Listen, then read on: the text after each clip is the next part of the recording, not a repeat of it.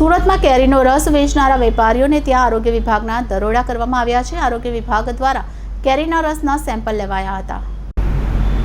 કેરીની સિઝનમાં બજારમાં કેરીનો રસ વેચતા વેપારીઓ નફો કમાવાની લાલચમાં લોકોના સ્વાસ્થ્ય સાથે સરેઆમ છેડા કરતા હોય છે, ત્યારે સુરતમાં આવા કેરીના રસના વિક્રેતાઓ લોકોના સ્વાસ્થ્ય સાથે ચેડા ન કરે તે માટે આરોગ્ય વિભાગે ચેકિંગ હાથ ધર્યું હતું। ઉનાળામાં ગરમીથી રાહત મેળવવા જો તમે બજારમાંથી તૈયાર કેરીનો રસ લાવીને પીતા હોય તો ચેતી જજો, કારણ કે બજારમાં ઘણી જગ્યાએ બિન આરોગ્યપ્રદ કેરીનો રસ વેચાઈ રહ્યો હોવાનું સામે આવ્યું છે।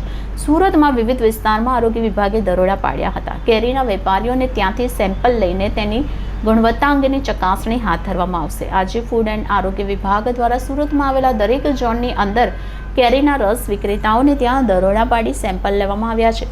દુકાનમાંથી કેરીના રસના સેમ્પલ લઈને તપાસ માટે મોકલવામાં આવ્યા છે અને સેમ્પલ ફેલ જણાશે તો કાર્યવાહી કરવામાં આવશે।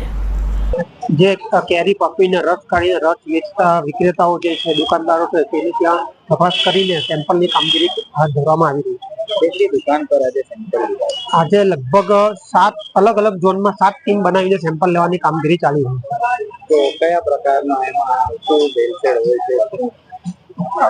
રસ ખરાબ હોય એની અંદર પછી બગડેલી કેરીનો રસ કાઢેલો હોય એ પ્રકારની જો પ્રવૃત્તિ થતી હોય તો એના સેમ્પલ લઈને લેબોરેટરીમાં મોકલવામાં આવી રહ્યા છે। કેટલા દિવસ પછી આનું પરિણામ? જનરલી 14 દિવસમાં હોય, પણ અમે એવી કોશિશ કરીશું કે બને એટલું જલ્દી રિઝલ્ટ આવે, તાથી જો કોઈ ભેળસેળ કરી હોય તેની ઉપર કાર્યવાહી થઈ શકે।